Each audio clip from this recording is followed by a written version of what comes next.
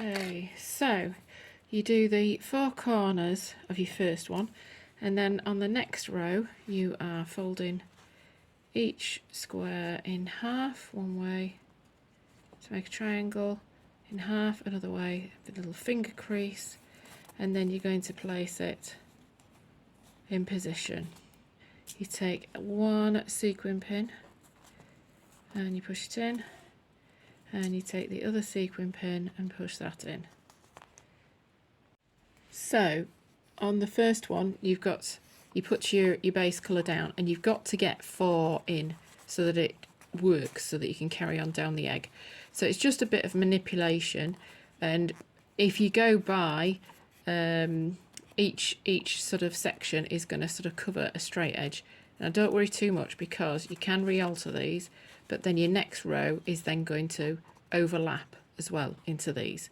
So I'll fold some, so you use your alternate colour, and you're going to fold and fold again, so you get your thing, and then that goes in the middle, and then that covers those, because so you have to get 4 on each round so that it makes a nice sort of symmetrical pattern.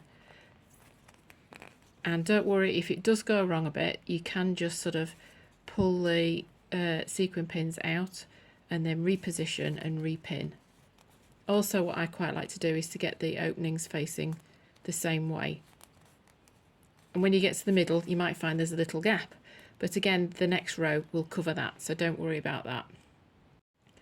So you keep going with your pins and with your fabric, following the pattern of the previous one, and that sort of covers.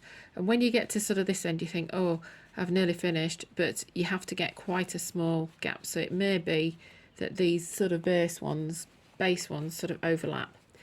So what you're going to do for your sort of final square is you're going to use the alternate colour, but what we're going to do is we're going to just press under.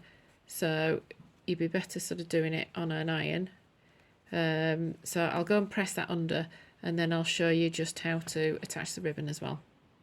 So on the first one you put your base colour down, and you've got to get 4 in so that it works, so that you can carry on down the egg. So it's just a bit of manipulation, and if you go by each sort of section is going to sort of cover a straight edge. Now don't worry too much, because you can re-alter these, but then your next row is then going to overlap as well into these.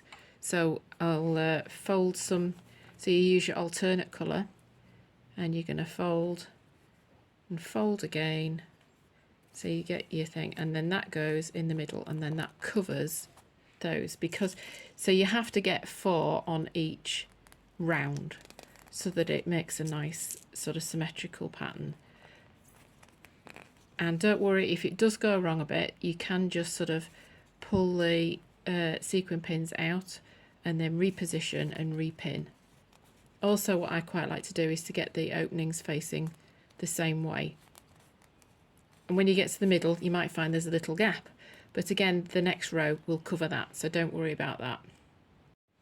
So I've just pressed under the a little sort of seam on the last piece, and then that's going to sort of fit over that corner, and then you just use your last 4 sequin pins to sort of push under each of those. You can use some ribbon or some braid as well to sort of cover this edge part, and then that'll just catch in everything, or some ribbon might do it. But yeah, you couldn't sort of fit another row in there, so we're probably just going to put a little piece of cream ribbon across there. But what I'll show you is I'll show you how to attach a pin. So you should have some ribbon, and you can sort of make some sort of loops. You sort of turn it back on itself and make some loops, and then use the last one for the actual hanging piece. So just sort of Try that, and then if you have got room, you can sort of make a little bit of a bow at the top. I'll do that in a minute. Let me just do the loops.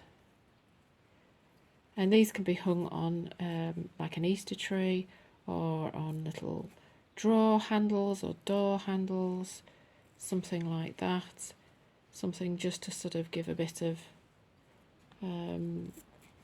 springness into the house. Okay, so it is just about sort of manipulating this, really, how you like it. You might not want a frou-frou-y bow on the top. You could use it instead to cover that bit of spare cornerage on the thing. So put the pin through the sort of the middle of the ribbon that's going to hang, and then go right through the centre. And because it's such a deep pin, this, be really careful, make sure that it doesn't come out the side, and it's going to go all the way down right through the centre, and then that will hold that in place, and then you can rearrange, and then you have your bauble to hang on your tree. And say you can use there's lots of sort of commercial ones out there, or just bring in some twigs and put them in sort of like a you know, a sort of a tin can sort of type vase, if you like, or paint them white even. But there we go. Thank you.